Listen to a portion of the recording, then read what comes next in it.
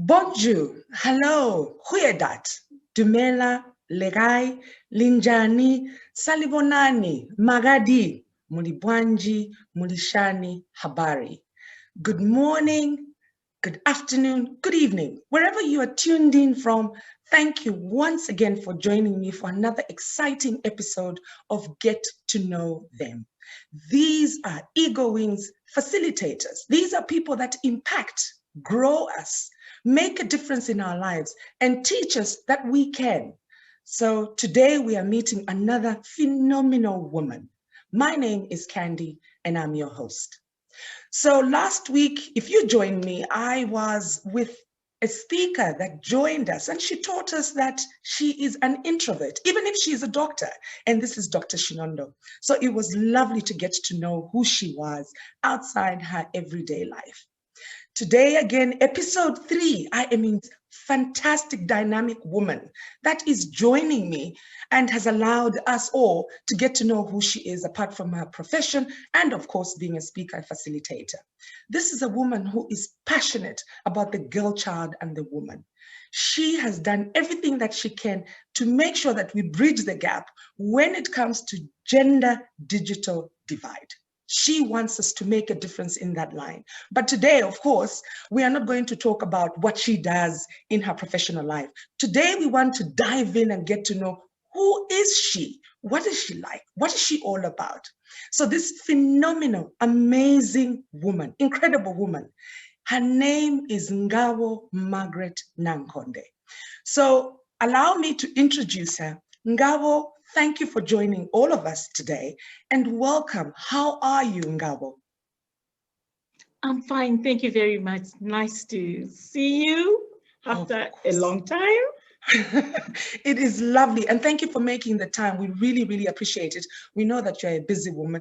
But today, of course, like we've said, it is about getting to know who you are. So please tell us, who is Ngabo? Ngabo is a mother. She is also a communication strategist, as well as a person passionate about mentoring young people.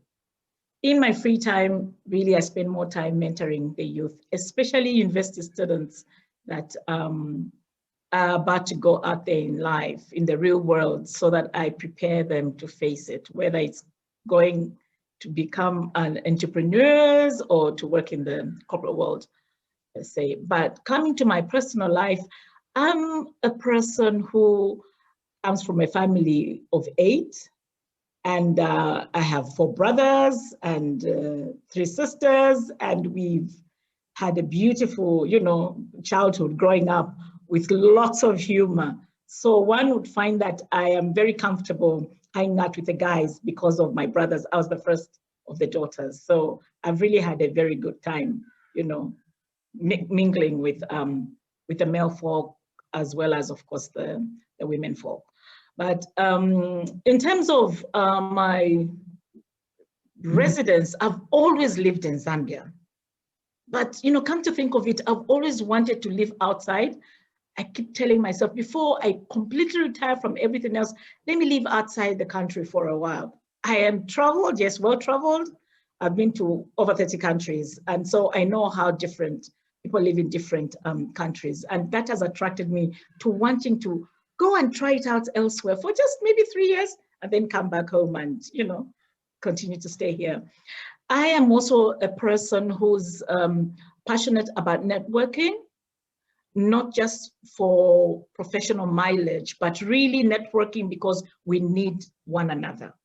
So I tend to look at for the ones that are vulnerable to see if I can connect them to people who can help them. So I'm a bridger. I'm a bridge, but I call myself a bridger. I know a bridge is what connects, but I don't know why I put the ER at the end. So I suppose it's a Ngabo kind of saying. I'm a bridger, and I love to do that. I feel so fulfilled when I see something work out the way I feel God has planned for it to work out. So I submit myself every morning. Lord, how shall I serve you today? And in a way, I think my faith is what has attracted me now to see if I can venture out there outside the corporate world and see how I can continue to be of service, but in a different manner. Fantastic, amazing. Oh my goodness. From what you've just shared with us, so you are a mother, you are this woman that is wanting to bridge a gap. You are a woman that loves to, network. You also are involved in a lot of mentorship. So now my next question to you is, how do you manage all these things? How do you cope? When do you find the time to be of service? Because I think most of the things that you've spoken about is about being of service. And as we are Africans, we are always surrounded by a village. We have so many people. Thus, you just shared that, you've got amazing brothers and sisters. So how do you just make it? You've got family on one hand, you are a mother on the other hand, you are in the corporate space, you also help out sometimes in the NGO space, mentorship. How do you manage? I think once you give of yourself, somehow grace abounds. You find yourself fitting in all the various aspects of your life that you want to journey with in that particular season. And I've found that I don't tire, especially when I'm feeling something inside of me, like, look, I've got to do this. And of course, it means time and it means sacrifice. There are times when you have to give up certain things you like to do alone. I'm a special extrovert in that I really am an introvert. And I think even you will be surprised to hear that I'm an introvert. Yes, I love my privacy. I like to lead a private life, but I don't mind being in a crowd and mingling. So for me, it's a huge sacrifice when I have to open my doors to some of them strangers, especially the young people when they come in. Some of them are stranded, some of them just need some parental guidance, and then I have to open my doors to them. And so I think when you feel passionate about something, passionate enough, the time does come, and so does the space for you to operate in. And I think it's because my work, what I've done, I have tried as much as possible to blend in my work with the vulnerable communities in the corporate world. I've created certain portfolios within my space, including the corporate social responsibility policy, to ensure that as I'm doing the corporate world in strategic communication and other related functions, I also do some community work. And because of that, I would be doing something that I'm very passionate about with the community, but it's within my job description. So that's how I played around with it. And that's how come I create time. I love that. But I know I'm going to ask you this. You, an introvert? No. I am blown away by that. You take me to a party, Candy, I'll be so excited and I'll be the life of the party for at least an hour and a half.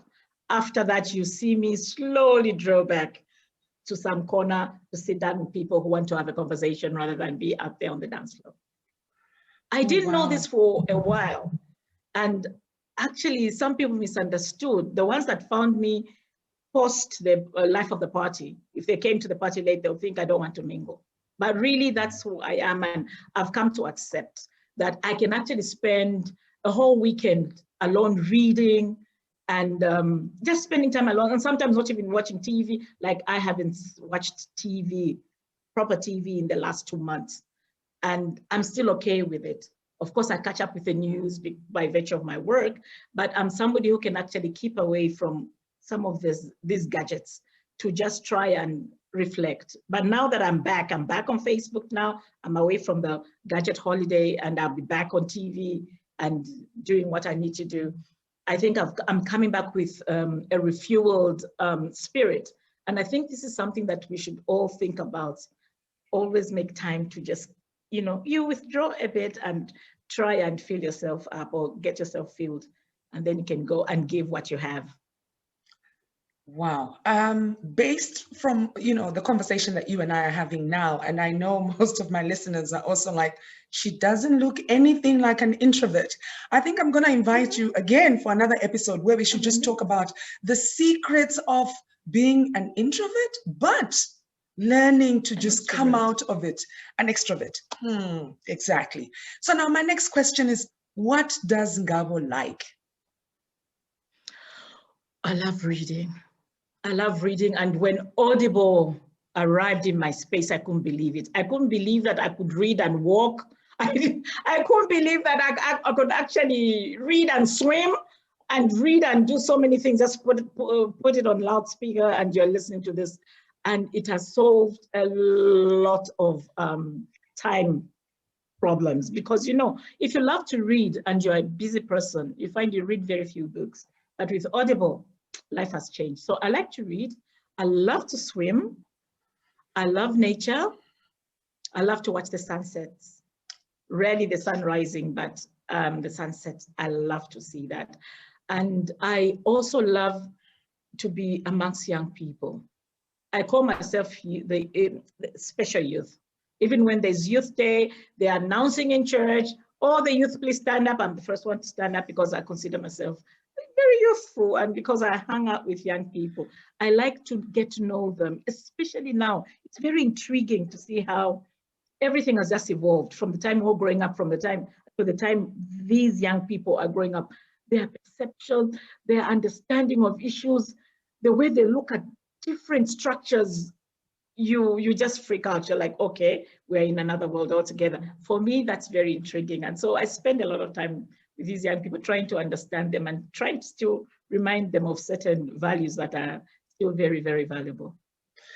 I think I am going to put it out there. I'm going to steal your line of special youth. I think from now onwards, count me in as one of the special youth. I love that. You spoke about the sunset. You spoke about the sunset. Oh my gosh. I love the sunset. Explain, what is it that happens when you're sitting there and watching the sunset?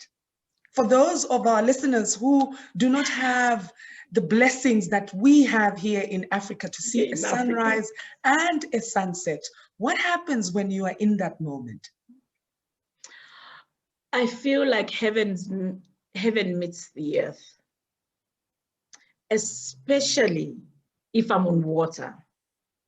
When I'm on water, we have a sunset cruise, and I'm watching the sun sink into the water. I just feel this beautiful awesomeness of, it's like you're connecting, like the whole world is connected in that moment. And it's so nice. It's so beautiful. So, Ngabo, I will not let you get away from this. The whole time that we've started our conversation, you have alluded to your faith. You've even quoted some passages from scripture without even, giving us the verse to it. So I am going to want to find out from you, Ngabo, how have you used your faith? And we will not assume, your religion will let you tell us, but how have you used your faith to just help you and your loved ones to remain grounded in these very difficult times, especially for 2020? Oh, it has not been easy. I don't know, Candy, for some reason, I don't know whether I thought I was so special or my world was so special that I would never, ever be found in such a situation. Believe me, I was shocked when it started rolling out, because I didn't think that in my lifetime, something of this magnitude would ever happen. It's always something that happened in the past, maybe in the Bible time, and or it would happen in the future, far off future. So when it happened, it shook my faith a bit. I'm like, well, wait a minute. No, not now. No, we can't be part of this. Not us. No. It's not right. There was a lot of why, how. And then certain things started happening and my eyes opened up. And I was like, okay, this is time to be still and know that He is God. And because I was having a conversation with my son. And I was telling him, because he's out there in the US doing his master's. And I was asking, when did you last go to church? And Mom, of late, I haven't been going often. I'm trying to find myself a church that I'll be comfortable with. Why do you always talk about going to church? You know, life is not about going to church, Mom. What's important is a personal relationship with God. So when this happened, he phoned me, said, aha, what has happened to the churchgoers now that they can't go to church, Mom? You see, we need to have a personal relationship with God. So talking about my faith and the pandemic really brought to light the fact that, you know, it's about you and your God. For those that believe in God, you know, it's about you. And I think even for those that did not believe that there was a higher source, they think now are thinking twice about that, because you needed to draw. We are all drawing from a divine entity, from God, to take us through this. We have not understood it. And I don't think I want to even dwell on the fact, on the whys, who, when, I just, okay, this has happened. And what I have to do as somebody who believes in the Christian faith is be still and know that he's God. And it has really taken me into thinking and drawing from within and praying a lot. Because you know, the churches were closed for the longest time, and we spent time praying on your own. And it really grew your faith to the level that even when the churches started opening up, you're like, okay, do I really have to go there now? You know, it's like you started feeling like you're reading the Bible more on your own than going out there. But then of course, we started going back to church. But it's really, for me, the faith, connecting it to the pandemic, it's a be still and know that he is God. 1, 2, the importance of respecting every single human being. You saw how the garbage collectors became so valuable, how the postman, how the people you take for granted every single day, the frontliners, even the person that sweeps the hospital, you know, premises, how they continued to keep everyone going. And that's, imagine if the garbage collector didn't come for 8 months, what would have happened to humanity? So these are things that, you know, this season, I hope that we'll all carry this with us and remember that he is God, really, and that we should love one another and respect each and every human being, regardless. And I think it also brought a lot of people to reconcile, because we didn't know when anyone would be going anyway. So there's been a lot of love. The uncertainty brought with it love, and the need not to sweat the small things, really. And I pray that we will continue that way, because I personally have lost people that I loved. My dad's only surviving sibling succumbed to COVID. A good friend of mine, very close friend of mine, succumbed. My mentor succumbed to COVID, and everything happened in 2 weeks. So I had a very dark period, a very, very dark period, and I wouldn't wish it on anyone at all. So these have been very trying moments, and I don't think life will ever be the same again for everybody. Yeah. My deepest condolences to yourself and the family on your loss. But like you said, so many people have lost loved ones, and it's been a very trying time. So thank you so much for being open and sharing with us on that very personal note. So you are an amazing facilitator. You are going out there and giving of yourself. You've gone into partnership with Eagle Wings Consultancy. Why? When did you know that you needed to impact the bit that you know and just give of yourself to other people? When did you have that aha moment for you? It actually happened about 5 years ago, when one of the chaplains, when the chaplain for one of the universities here in Zambia asked me to help him with a youth development program, where we started mentoring young people. University students, like 50 of them, every quarter would check them in a retreat center from a Friday to Sunday, and have different people coming to speak to them about goal setting. I would talk to them, of course, about time management, emotional intelligence, and the art of conversation and different social skills, even etiquette, dining etiquette.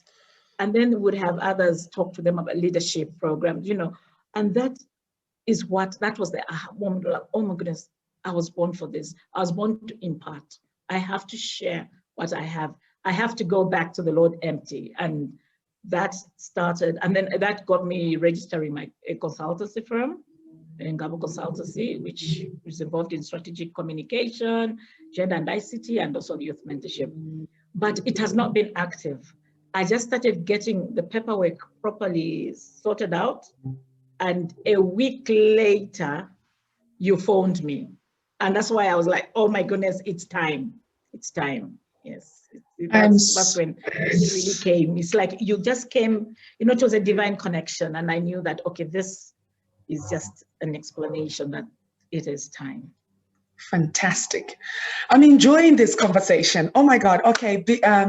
I have a question for you. So, you know, with everything that we've talked about, you know, concerning COVID, you know, and how we need to navigate life with COVID, you know, we are all trying to come up for air. And I think after a very long time, like you said, you know, so many things happen to all of us in terms of, you know, is it safe to go out there? What is social distancing?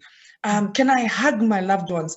Can I go and visit a friend? So there were a lot of questions that we had. And it's only in the very recent few weeks, maybe or a month or two, that we are all feeling normal again, where you can, you know, you can inhale and exhale without the panic of, oh my God, do I have it?